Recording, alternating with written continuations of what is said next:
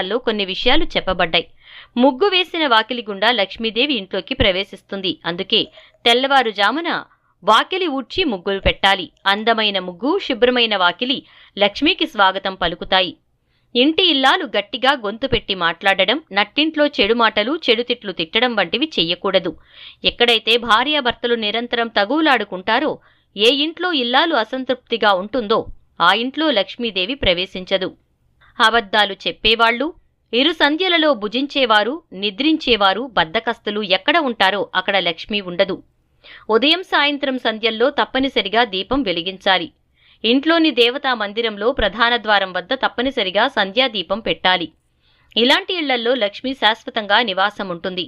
అతిగా మాట్లాడేవారు, గురువులను పెద్దలను అగౌరవపరిచేవారు, జూదరులు, అతి నిద్రాలోలురు, అపరిశుభ్రంగా ఉండేవారు ఉన్న చోట లక్ష్మీదేవి ఉండదు. శంఖధ్వని వినిపించని చోట